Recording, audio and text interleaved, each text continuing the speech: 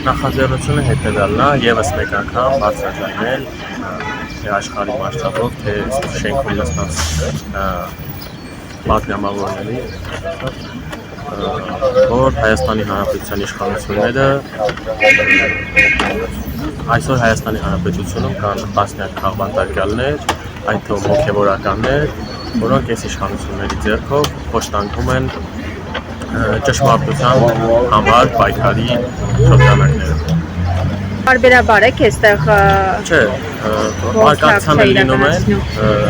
հիմնականում դատարանների դիմաց, քանի որ հիմա խորհրդարանի շենքում կան եվրոպական պատգամավորներ, մեր նպատակն է բարձրաձայնել աշխարհի մասշտաբով, որպեսզի այս մարդիկ ևս իրենց երկրներում խոսեն այդ մասին, որ այսօր Հայաստանի Հանրապետությունում խոսքի համար, ազատ խոսքի համար մարդիկ են կալանավորում ձեռնարկատում։ Այս ընթացքում որևէ մեկը ձեզ մոտեցել է հարցրել ինչու եք ակցիա անում։ Դեռ ոչ, որովհետև նոր ենք սկսել, դեռ ակցիան նոր է մեկնարկում, ժամը հենց անցկես նոր մեկնարկել։ Նշեցիք Սրբազան պայքարի մասնակիցներից եք, աջակիցներից եք, այս օրերին տեսնում եք ինչ է տիրում եկեղեցի պետություն փոխհարաբերություններում, անցած կիրակի օրը Սուրբ Հովանավանքում պատարագ մատուցվեց, կխնդրեմ այս կեղծ պատարագին անդրադառնալ եւ նաեւ այն ողջունվում է Հայաստանի Հանրապետության վարչապետի կողմից եւ այս կիրակի վարչապետը եւս ներկայ է լինելու։ Անցած օրը Հովանավանքում տեղ ունեցածը շոու էր, իշխանությունների հովանավորության ներքո։ Սա հերթական քայլն է հայ առաքելական եկեղեցին պառակտելու, քանդելու,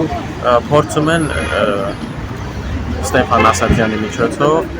քանդել եկեղեցին, ինչը իրենց մոտ ձախողվելու է վստահաբար, հնարավոր է ականատես լինենք, հնարավոր չէ, ավելի չեմ լինելու է դա, կաթողիկոսին ձերբակալեն ամենայն հավանականությամբ, մենք պետք է չսպասենք նրան իհարկե, չլռենք եւ չսպասենք, որ այդ օրը գա, նախորդ միջոցներ ձեռնարկենք պաշտպանելու հայ առաքելական եկեղեցին։ Երեք կալանավորվեց նաև Մասիսի համայնքապետ Դավիթ Համբարձումյանը, որ նաև առաջադրվեց որպես վարչապետի թեկնածու իմպիչմենտի գործընթացը իրականացնելու համար։ Համայնքապետերի այս հետապնդումը ինչի է հանգեցնելու, արդյոք այս իրավիճակը շարունակվելու է մինչև 2026 թվականը։ Դե բնականաբար կշարունակվի,